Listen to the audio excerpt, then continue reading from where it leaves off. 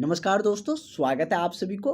आज हम लोग बहुत ही इम्पोर्टेंट क्वेश्चन करने जा रहे हैं मिडवाइफरी का। जो भी कैंडिडेट एएनएम जीएनएम ड्रेसर का है उन सारे कैंडिडेटों के लिए बहुत ही महत्वपूर्ण टॉपिक चल रहे हैं और इसका वीवीआई क्वेश्चन का सीरीज हम लोग मिडवाइफरी का कर रहे हैं। जैसे कि हम लोग बहुत सारा क्वेश्चन इसका किए भी है। नया टॉपिक जो था उसका भी 2 लेक्चर में हम लोगों ने पूरा किए। उसमें हमने पिछले क्लास में आपको फोटोग्राफ के बारे में डिटेल में बताया। आज का ये आपको नोट्स और क्लासेज मिल जाएंगे। फोटोग्राफ के बारे में जो फिगर था वो उसका एक्सप्लेनेशन सारा कुछ ग्रुप में हमने कल ही आप लोगों को डाल दिए थे। आज इस जो नया टॉपिक है मिडवाइफरी के नए क्वेश्चन का सीरीज है ये आपको मिल जाएंगे। और जो भी कैंडिडेट कहाँ पर मिलते हैं तो इसके लिए आपको ग्रुप में क्लास के ग्रुप में जुड़ना पड़ता है। वहाँ पर आपको डेली क्लासेज का लिंक मिल जाएंगे और डेली आपको जो भी नोट्स बताया जाता है, जो भी एक्सप्लेनेशन या जो भी क्वेश्चन वाले नोट्स रहते हैं वो सारे कुछ आपको इस ग्रुप में मिल जाते हैं। तो आप लोग ज़रूर इस नंबर पर 70 50 87 29 96 इस नंबर पर कॉल करके व्हाट्सअप करके क्लास ग्रुप में जुड़ जाइए। आपको डेली क्लास मिलेंगे, नोट्स मिलेंगे। कोई भी वैकेंसी आती है तो उसका पूरा इन्फॉर्मेशन, आवेदन जो जैसे फॉर्म अप्लाई होने लगते हैं तो वो उसका कोई भी नोटिफिकेशन आता है तो सारी जानकारियाँ उस ग्रुप में आपको मिलते रहते हैं। तो अब आप लोग इंतज़ार नहीं करिए। बिहार वाले भी बहाली को स्वीकृति मिल गया है। कुछ ही दिन में आप लोगों को बहाली का फुल नोटिफिकेशन देखने को मिलेंगे। शॉर्टली नोटिफिकेशन तो आ ही गया है।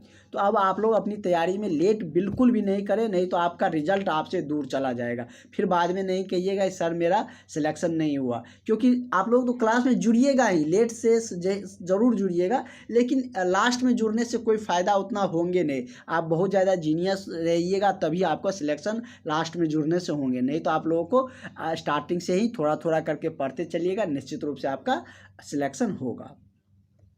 आज का क्वेश्चन कह रहा है कि किस प्रकार की शून्यता में गर्भधारण होता है बिना गर्भनाल की समस्या के समय, या गर्भनाल की विकृतियां, या गर्भनाल में सूजन। यहाँ पर समझिए क्वेश्चन क्या कह रहा है।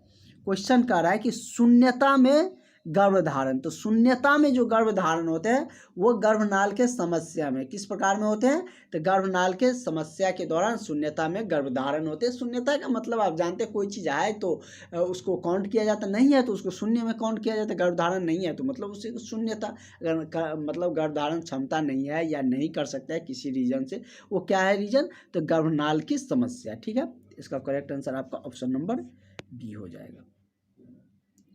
क्वेश्चन को समझिएगा, आंसर अपने आप आपको आने लगेगा। इसके बाद है कि गर्भ अवस्था के दौरान महिला कितने अतिरिक्त कैलोरी की आवश्यकता होती है। यहाँ पर महिलाओं लिख दीजिएगा, मतलब कि जब कोई भी महिला गर्भ धारण करते हैं तो गर्भ धारण के दौरान, ये क्वेश्चन एक बार हम लोगों का हो भी चुका है, जो हमने लगभग 300 वाले क्वेश्चन का जो हमने आपको पीडीएफ दिए थे मिडवाइफरी का, उसमें हम लोग करवाए भी थे। तो गर्भधारण के दौरान यदि कोई भी महिला गर्भ धारण करते हैं तो उसको अतिरिक्त कैलोरी की ज़रूरत पड़ते हैं, आयरन के भी अतिरिक्त ज़रूरत पड़ते हैं। उसके बारे में भी क्वेश्चन आएंगे। आयरन वाला भी क्वेश्चन हमने आपको बता रखा है ऑलरेडी, अगर आपको याद होंगे तो बता सकते हैं कमेंट सेक्शन में। सबको एक साथ रिलेट करके हमने बताए थे, मतलब कि एक क्लास में वो सारे क्वेश्चन को एक ही जगह रख के उसको रिलेट करके समझा के बताए भी थे। तो अतिरिक्त कितनी कैलोरी की ज़रूरत पड़ती है, तो इसमें अतिरिक्त जो कैलोरी की ज़रूरत पड़ती है वो 500 किलो, मतलब कि 500 कैलोरी की ज़रूरत होती है एक गर्भवती महिला को जब गर्भ धारण करते हैं। तो क्योंकि उस समय गर्भाशय, मतलब कि जो बच्चे पल रहे होते हैं गर्भाशय में, उसको भी न्यूट्रिएंट्स, पोषण तत्व, सारे चीज़ों की ज़रूरत पड़ती है। इसलिए उस समय गर्भधारण के समय अतिरिक्त कैलोरी, आयरन, सारे चीज़ों की ज़रूरत पड़ती है। जो भी न्यूट्रिएंट्स है उन सारे की ज़रूरत पड़ती है। तो करेक्ट आंसर आपका ऑप्शन नंबर सी हो जाएगा। नेक्स्ट क्वेश्चन आपका क्या कह रहा है, कह रहा है कि नवजात शिशु का पहला दिन या दिन गिनती के कितने दिन के बराबर होता है। कह रहा है कि नवजात शिशु का पहला दिन गिनती के कितने दिन के बराबर होता है। तो मतलब कि जैसे कि 24 घंटा, 12 घंटा, 48 घंटा या 72 घंटा।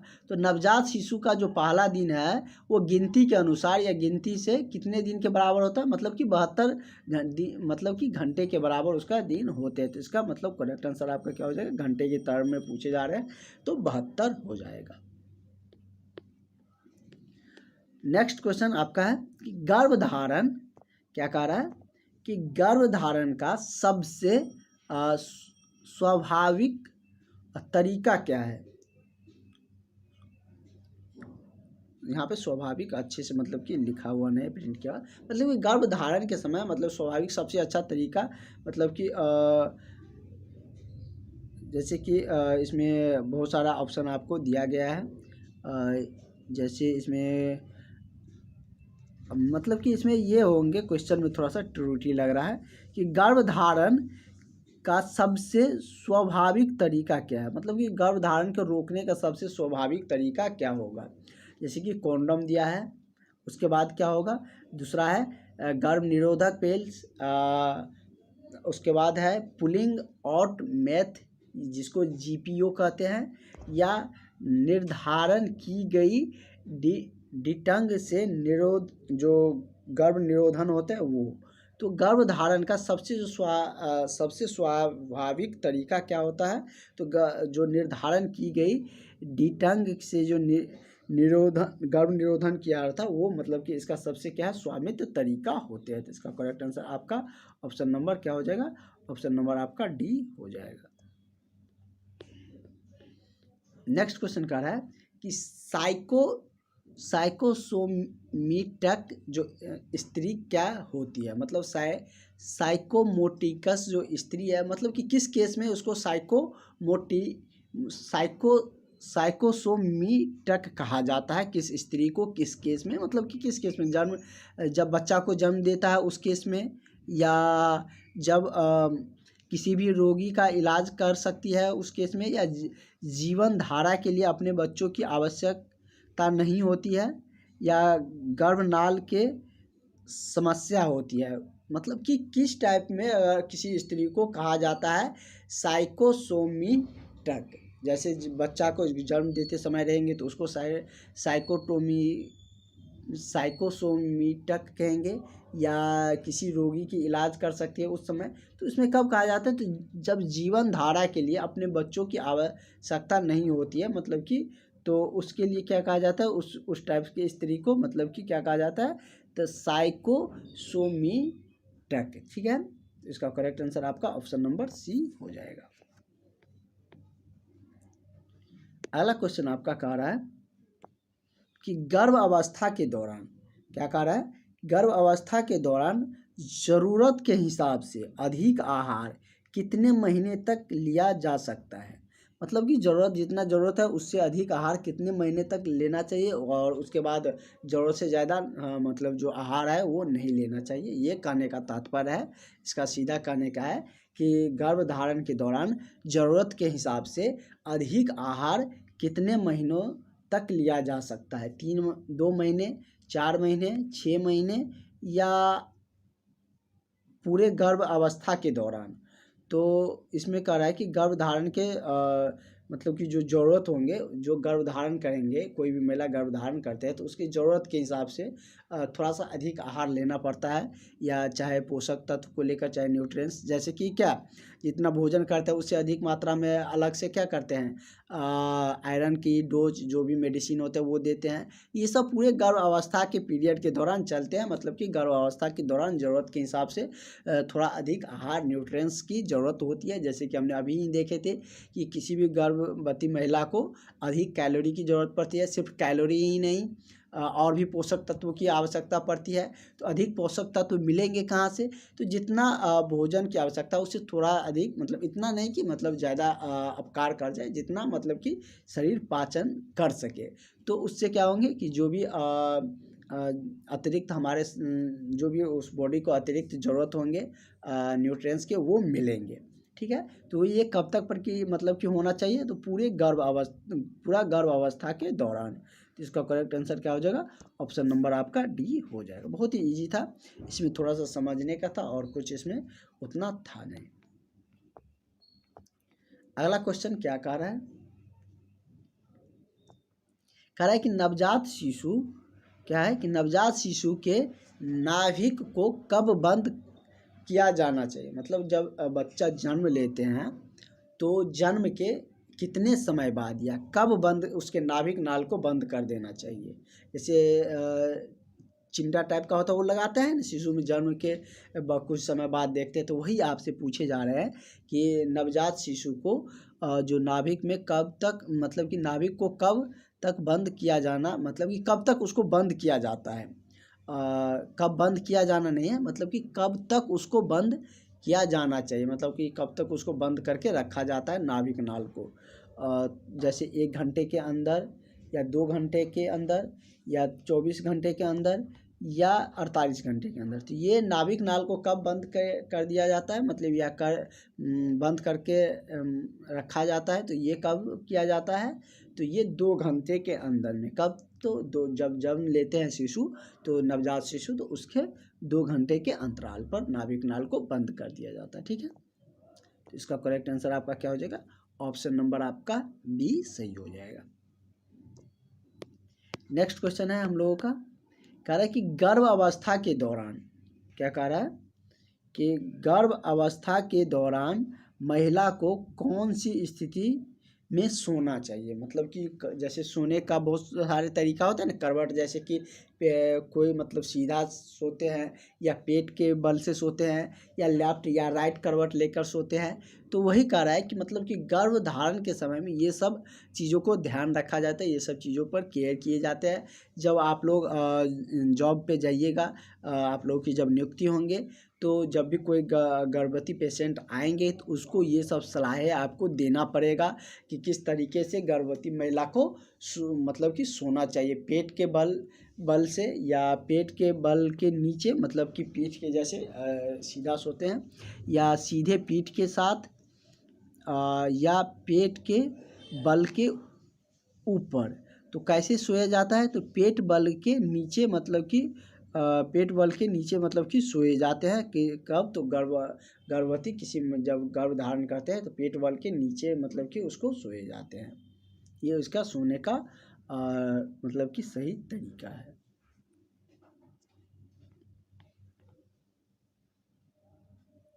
अगला क्वेश्चन है कि नवजात शिशु को कौन सा खाद्य, मतलब कि कौन सा खाद्य पदार्थ पहले दिन नहीं देना चाहिए। जैसे कि दूध, पानी, शहद, घी, मतलब कि तो इसमें दूध तो देना ही चाहिए, पानी भी नवजात शिशु लेते ही हैं, शहद भी चटाया जाता है, होठ पे दिया जाता है और सॉरी जीभ में दिया जाता है। और नहीं देना चाहिए, तो वो क्या, ये आपसे पूछ रहा है कि क्या नहीं देना चाहिए, तो घी नवजात शिशु को नहीं दिया जाता है। तो ये बात ध्यान में रखिए, ये बहुत ही वसा युक्त होते हैं, इसलिए घी मतलब कि नवजात शिशु को नहीं दिया जाता है। ये तीनों नवजात शिशु को दिया जाता है, जो भी जन्म लेते हैं उस समय, मतलब कि नवजात शिशु को दूध भी पिलाए जाते हैं, पानी भी पिलाया जाता है, शहद भी दिया जाता है। ठीक है, तो नहीं देने वाला क्या है, घी है। और भी कोई ऑप्शन, कोई भी चीज़ दे सकता है, या आहार ही रहता है, ठोस आहार, अर्ध आहार। तो नवजात शिशु को आहार तो देते नहीं है तुरंत, कुछ समय बाद 6 महीना बाद अर्ध आहार देना शुरू किया जाता है। नेक्स्ट क्वेश्चन हम लोग देखते हैं क्या कह रहा है। आपका अगला क्वेश्चन है कि गर्भ अवस्था के दौरान कौन सा योगासन करना उपयुक्त नहीं है। मतलब कि गर्भ अवस्था के दौरान, जैसे कि मेडिटेशन कहिए या योगा किया जाता है, मतलब मेडिटेशन भी करते हैं, योगा भी करते हैं बहुत सारे महिलाएं। तो गर्भ अवस्था के दौरान कौन सा योग आसन नहीं करना चाहिए, जो योग करते हैं उसमें से कौन सा योग नहीं करना चाहिए। तारासन, या ये सब योग का नाम है, भद्रासन या धनुरासन या कपालभाति। तो किस तरीके से नहीं करना चाहिए, तो गर्भ धारण के दौरान योग आसन जो नहीं करने का सलाह दिया जाता है वो कौन, तो धनुरासन करने का मतलब कि सलाह नहीं दिया जाता या नहीं करना चाहिए गर्भ धारण के समय। तो इसका करेक्ट आंसर आपका ऑप्शन नंबर सी हो जाएगा। ये सब क्या है, तो सारे नाम है जो कि सब योग का, योगासन का नाम है, बहुत सारे योग होते हैं उसी का नाम है। नेक्स्ट क्वेश्चन आपका क्या कह रहा है,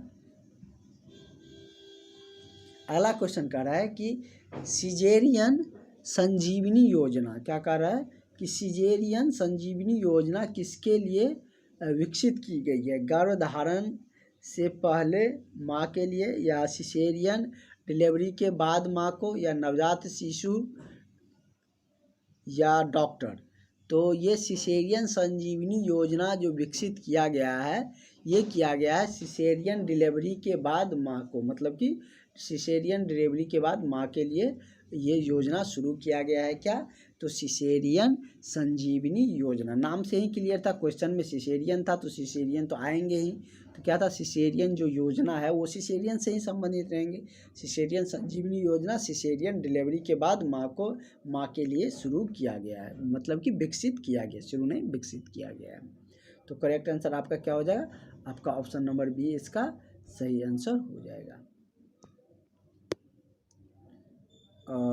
नेक्स्ट क्वेश्चन है हम लोगों का कि गर्भधारण के बाद, कह रहा है कि गर्भधारण के बाद पहले ट्राइमेस्टर, जैसे कि हमने आपको पहले बहुत सारे क्वेश्चन इस टाइप से आए हैं ट्राइमेस्टर के टर्म पे, तो वहाँ पर हमने एक्सप्लेन करके बताए थे कि गर्भधारण 9 महीने का होता है। ये आप सबको पता है कि 9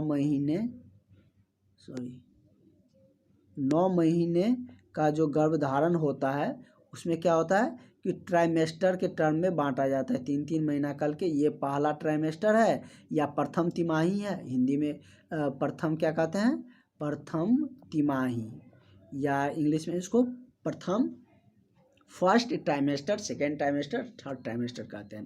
तो वही कह रहा है कि गर्भधारण के बाद पहले ट्राइमेस्टर मतलब कि प्रथम तिमाही में कितने दिन तक ज़्यादा मतलब कि कितने दिन तक ज़्यादा खून बदलता है, जैसे 5 से 7 दिन तक, 10 से 14 दिन, या 20 से 25 दिन, या 30 से 35 दिन। तो ये कितने दिनों तक मतलब कि खून ज़्यादा बदलता है प्रथम ट्राइमेस्टर में, तो ये 10 से 14 दिन। कितना, तो 10 से 14 दिन। करेक्ट आंसर आपका ऑप्शन नंबर बी सही हो जाएगा। नेक्स्ट क्वेश्चन हम लोग बढ़ते हैं, और आप लोग बिहार के बहाली का इंतज़ार कर रहे थे, तो बहुत जल्द आपका बिहार का बहाली आने वाला है, जैसे कि सरकार की तरफ से भी उसकी स्वीकृति मिल ही चुके हैं।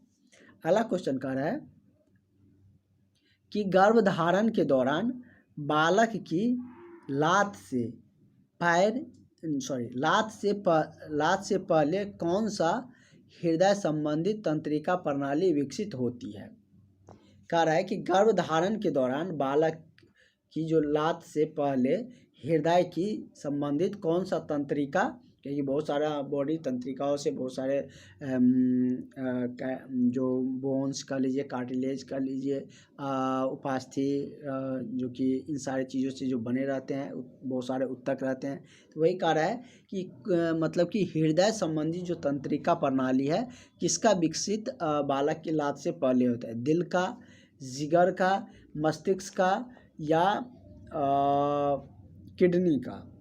तो किसका पहले होता है, तो हृदय का जो संबंधित तंत्रिका है वो किसका होता है, तो दिल का होता है। अगर मस्तिष्क से क्वेश्चन पूछता है तो पूछता है कि मस्तिष्क किस तंत्रिका किससे बना होता है, तो ये मतलब मस्तिष्क में कौन रहता है, तो तंत्रिका तंत्र मतलब कि इसमें मस्तिष्क में होते हैं। तो इसका करेक्ट आंसर आपका ऑप्शन नंबर ए हो जाएगा, मतलब कि गर्भधारण के दौरान बालक के लात से पहले हृदय से संबंधित जो तंत्रिका प्रणाली का विकसित होता है वो दिल है। कौन है, दिल, हार्ट होता है। जानते हैं ना आप लोग, हार्ट तो बहुत अच्छे तरीके से जानते हैं। कहते हैं ना कि हार्ट ब्रेक हो गया, मतलब क्या कि दिल टूट गया, ऐसे बनाते हैं फिगर, कैसे रहता है, सॉरी, इसी तरीके से ऐसे। तो इस तरीके से हार्ट ऐसी संरचना होती नहीं है एग्जैक्ट, वो मतलब कि उस तरीके से नहीं होता, लेकिन शेप उसी टाइप का होता है। तो मतलब कि हृदय जो संबंधित तंत्रिका प्रणाली का विकसित होता है वो दिल का होता है। नेक्स्ट हम लोगों का क्वेश्चन है कि गर्भधारण के दौरान आपके पास कितने अतिरिक्त पेटों की आवश्यकता है। कह रहा है कि मतलब गर्भधारण के दौरान आपके पास कितने अतिरिक्त पोटों की आवश्यकता होती है। तो पोटों की जो आवश्यकता होती है वो मतलब कि 2 पोटों की आवश्यकता होती है। कितने? 2 पोटों की मतलब कि गर्भधारण के समय आवश्यकता पड़ती है, मतलब ज़रूरत पड़ती है। तो इसका करेक्ट आंसर आपका ऑप्शन नंबर बी हो जाएगा। अगला क्वेश्चन आपका कह रहा है कि गर्भधारण के दौरान क्या कह रहा है कि गर्भधारण के दौरान गर्भ की स्थिति की जांच के लिए कौन सा परीक्षण किया जाता है। गर्भधारण के दौरान जो स्थिति के जांच के लिए परीक्षण किया जाता है, और इसमें जैसे कि एक्सरे दिया है, अल्ट्रासाउंड दिया है, ब्लड टेस्ट दिया है, यूरिन परीक्षण दिया गया है। तो गर्भ अवस्था के दौरान जो गर्भ की स्थिति का कह लीजिए, या यहाँ पर भ्रूण भी लिखा रहेगा। क्या रहेगा?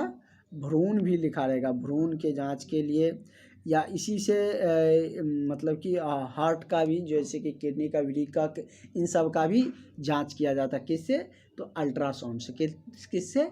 अल्ट्रासाउंड से। इससे क्या होता है कि आंतरिक ऊतकों का रे से मतलब कि पता चल जाता है। ठीक है, मतलब कि कितना, किस जगह पर, कहाँ पर ऊतक मतलब कि ज़्यादा है, कहाँ पर कम है, इनसे मतलब कि कहाँ पर मतलब वो रे नहीं पास कर पा रहे हैं। तो इन सारे चीज़ों के मतलब वो एक तरीका है, वो सब आप लोग करने जाइएगा तो आपको पता चलेगा।